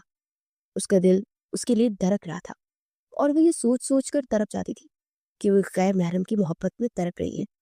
और ये बात हरम ने महसूस की थी, मगर महीन ये नहीं जानती थी कि उसके बाद से कई बार वो लोग घर आए, मगर वो कभी भी उसके सामने नहीं गई थी और किसी ने उसे सामने आने को भी नहीं कहा था, क्योंकि उसके फैमिली में इस तरह किसी गैर के पास जा बैठने की को जरूरी नहीं समझा जाता था। और सब लोग जानते थे किस तरह किसी से जल्द फ्री नहीं होती, इसलिए किसी ने इस बात को फील ही नहीं किया। मगर उसके अंदर क्या तूफान मचा था वो वही जानती थी। उसे साद खान से मोहब्बत हो गई थी। ये बात वो किसी को बता नहीं सकती थी। वो गुमसुम सी विंडो के पास देख रही थी कि हरम अंदर दाखिल हुई। वहीन बेटा, वो हाले नूर को पेन आ रही है, चलो मेरे साथ, जल्दी से उसे हॉस्पिटल लेकर चलना।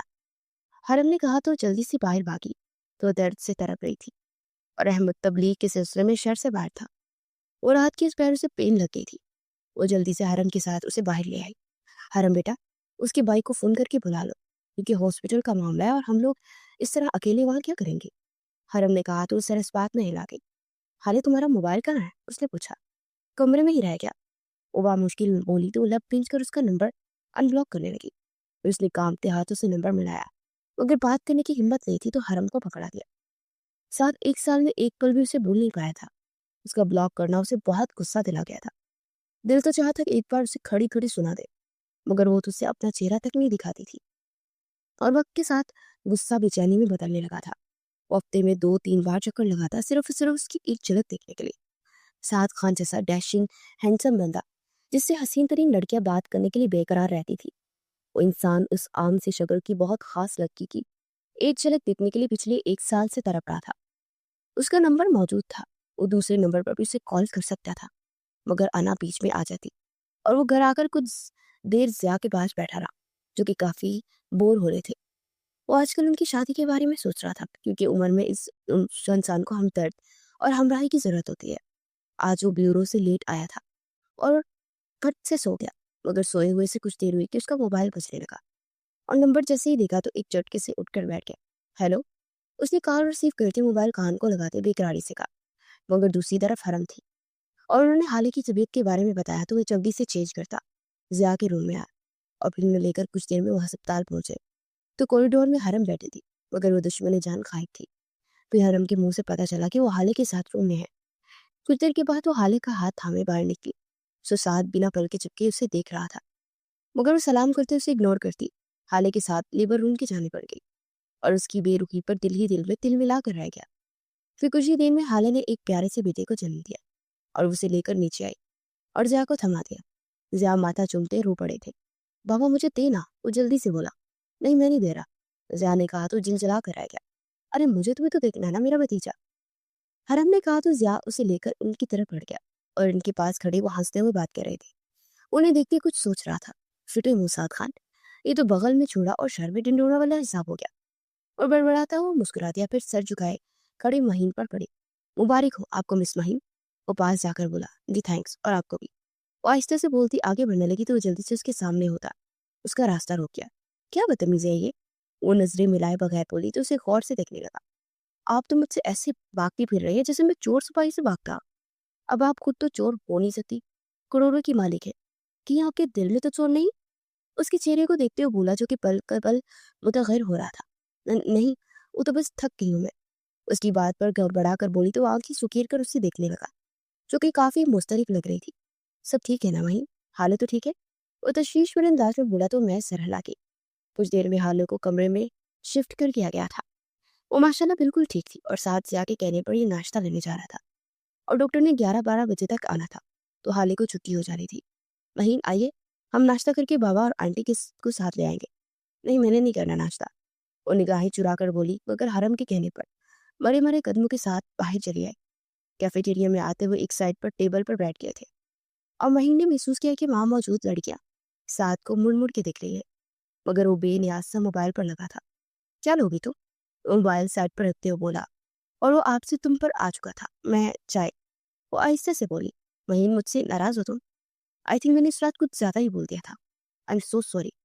उसके हाथ पर हाथ रखते हुए बोला तो हड़बड़ाकर हाथ खींच दी। इधर उधर देखने लगी। मुझे चाय नहीं पीनी, अब मम्मा और अंकल के साथ नाश्ता ऑर्डर कर दे, उनके साथ नाश्ता कर लूंगी। वो कुछ देर के बाद उठते हुए बोली तो साथ के अंदर गुस्से की तेज लहर दौड़ गई। मैं तुमसे इतनी नरमी से बात कर रहा हूँ और तुम मुसलसल एटीट्यूड दिखा रही हो। वो गुस्से से बोला तो इर्द गिर्द लोग उन्हें देखने लगे। मत कीजिए बात, मैं तो बात करना ही नहीं चाहती, आपको नजर नहीं आता? वो तलख लहजे में बोलती वहां से बाहर की जाने पड़ गई और साथ में मुट्ठियां भींचकर अपना गुस्सा कंट्रोल किया और तेजी से उसके पीछे लपका। कॉरिडोर खाली था तो उसे बाजू से खींच कर दीवार से चिपकाता अपने दाएं बाएं हाथ रखते चुका। क्या बदतमीजी है ये, हटो पीछे। वो गड़बड़ा कर बोली, तुम्हारे घर आना चाहता हूँ मैं रिश्ता लेकर, मुझे आपसे शादी नहीं करनी। वो तेज लहजे में बोली मगर दिल जैसे बाहर आ रहा था। मुझे भी तुमसे शादी करने का कोई इंटरेस्ट नहीं है, मैं तुम्हारी मॉम का रिश्ता अपने पापा के बारे में लेकर आना चाहता हूँ। और इत्मीनान से बोला तो उसका चेहरा गुस्से से सुर्ख हो गया। आपका दिमाग तो नहीं खराब हो गया? हद होती है किसी चीज की, फजूल हरकत करने का सोचिएगा भी मत। वो तब कर बोली, तुम्हें अपनी माँ की तन्हाई का जरा ख्याल नहीं है ना? और मैं एक हक बात एन शरीयत के मुताबिक करूँ तो गलत क्यों लगी तुम्हें? वो तलख लहजे में बोलता चला गया और वो गुमसुम सी उसे देख रही थी और फिर पास पड़े बेंच पर बैठ गई। वो गहरा सांस भरता उसके पास बैठ गया। मैं जानता हूँ तुम्हें मेरी बात बहुत बुरी लगी है, मगर प्लीज एक बार, जस्ट एक बार सोचो और अहमद भाई से बात करना प्लीज। उसने कहा तो वो सर झुका गई। हाले को छुट्टी होने के बाद उन्हें घर छोड़ा और फिर वापस चला गया। 7 दिन के बाद अकीके पर वो इनवाइटेड था और अहमद से महीन की बात हो चुकी थी और अकीके से फारिग होकर अहमद ने जब की बात हरम से की तो वो तो जैसे हत्थे से ही उखड़ गई थी। अगर मैं तुम पर बोझ हूं तो पता तो चली जाती हूँ तुम्हारे घर से। हरम नरम लहजे में बोली, मम्मा क्या हो गया है आपको यार? हम सिर्फ आपकी खुशी चाहते हैं। प्लीज मम्मा, सिर्फ एक बार सोचिए ना, सारी जिंदगी एक सच्चे हमसफर के लिए तरसी है यार। और जिया अंकल बहुत ही अच्छे इंसान है। वो बोली तो हरम उसे अजीब नजरों से देखने लगी। ठीक है, उन्हें बुला लो, मैं उनसे खुलकर अपनी शर्तों को रखूंगी। अगर उन्हें मंजूर हुई तो ठीक है, वरना इनकार। हरम ने कहा तो उन दोनों ने एक दूसरे को तशवीश भरी निगाहों से देखा, मगर फिर सर झटक कर रह गए। फिर शाम को जिया और साथ डिनर पर आए और फिर वो लोग लाउंज में ही बैठे थे। अगर आप राजी नहीं तो आप खुलकर कहिए, जिया ने कहा। मैं राजी हो जाऊंगी अगर आप मेरी शर्त मान ले, वो इत्मीनान से बोली। जी आंटी, बोलिए। साथ ने कहा, आपके बेटे को मेरी बेटी से पहले शादी करनी पड़ेगी। हरम ने जिसे इत्मीनान भरे लहजे में कहा तो हॉल में जैसे एकदम सुनाटा सा छा गया था। ये कैसी शर्त है अपिया? अहमद शर्मिंदा सा बोला और खुद महीन साकी तो जामिद बैठी थी, मगर वो ऐसे मुतमईन बैठा था जैसे कोई बहुत बड़ी बात ना हुई हो। आपकी ये शर्त हमें मंजूर है तो ठीक है, मैं भी राजी हूँ, वरना मेरी तरफ से इनकार है। हरम ने कहा, हमें मंजूर है। जिया खान मुस्कुरा कर बोले तो हरम के साथ साथ बाकी सब भी बेयकीनी से उन्हें देखने लगे। मैं खुद दिल से ही चाहता था कि महीन बेटी जैसी सूजी हुई बच्ची मेरी बहू बने। साजिया ने कहा तो महीन लब बेंच कर रह गई। हरम का चेहरा खिल उठा था और वो जो इनकार करना चाहती थी अपनी माँ की खातिर चुप हो गई, मगर दिल खून के आंसू रो रहा था। 1.5 माह के बाद उनकी शादी रखी गई और 7 दिन पहले हरम और जिया का निकाह सादगी से हुआ था। आज उसकी माँ उसकी सास बनकर उसे बहने आ रही थी, मगर उसके दिल में जैसे सुनाटे छा गए थे और वो जानती थी कि वो साद के सामने बहुत खूबसूरत है और वो शख्स कई बार उसे ये बात जता चुका था। वो दुल्हन बनी बहुत प्यारी लग रही थी और सभी उससे कह रहे थे, मगर उसका दिल दहाड़े मार मार कर रो रहा था। कुछ देर में उसका निकाह साद खान से हो चुका था और वो रुखसत होकर उसके घर आई। वो इजला अरूसी में साकित और जामिद सी बैठी थी और फिर दरवाज़ा खोलकर वो अंदर दाखिल हुआ और उसके पहलू में आकर बैठकर उसे देखने लगा, जो कि निगाहें झुकाए बैठी थी। एक निगाह उस बनताए नाचीज पर भी तो डाल ली थी, है ना मैडम जी? इतनी मोहब्बत दिल में लिए बैठे और मुझे भी तरपाती रही है। आप सच में बहुत बुरी हो। वो इसके कान के पास बोला हुआ। क्या बोले जा रहे हैं आप? मैं तो नहीं करती ना मोहब्बत। वो बदक कर पीछे हुई थी, मगर साथ उसकी कमर में हाथ डालकर उसे अपने करीब तर कर गया और उस पर मोहब्बतें लुटाता उस पर झुक गया। आज नहीं जानू, पूरा 1 साल 2 महीने 10 दिन कर पाया तुमने मुझे, और अब मैं तुम्हें खुद से दूर बिल्कुल भी नहीं होने दूंगा। उसकी गिरफ्त में तड़प रही थी। उसे छोड़ता पीछे हुआ तो गहरे गहरे सांस भरते उसे नम नजरों से देखने लगी। जब मोहब्बत नहीं थी, इस रिश्ते को क्यों निभा रहे हैं आप? मुझ जैसी आम शक्ल और सूरत की लड़की आपके मयार पर कहाँ उतरेगी? और और वैसे भी मुझे तो बिलबतौड़ी कहते थे ना आप। वो तरह कर बोली, तुम जैसा जैसा हुस्न कोई नहीं है। तुम्हारे इस दिल जैसा दिल कहीं नहीं है। 1 साल हो गया था तुम्हें देखे, और तुम्हारी एक झलक देखने मैं कई बार आता रहा, मगर तुम तो छुपी बैठी थी। बाकी रही बिलबतौड़ी की बात, वो तो तुम हो यार। वो मुस्कुराहट जब्त करते हुए उसे देख सर तापा देखते हुए बोला, तो उसे कुशन से मारने लगी। नहीं यकीन आ रहा, ये देखो। वो उसकी हाल नूर की शादी की बात रात की तस्वीर दिखाते हुए बोला। तो वो जैसे मोबाइल थामे बेयकीनी से उसे देखने लगी, जो कि उसे अब उसके सामने लेटा हंसते हुए लूट पुट हो रहा था। बहुत बुरे हैं आप, आई हेट यू। वो गुस्से से बोलती उठने लगी तो उसकी बाजू से खींचकर उसको अपने ऊपर अपनी बाहों में भरता अपनी तशनगी मिटाने लगा। वो दोनों के दिल एक दूसरे के लिए बेचैन थे और आज इन्हें करार भी आ चुका था।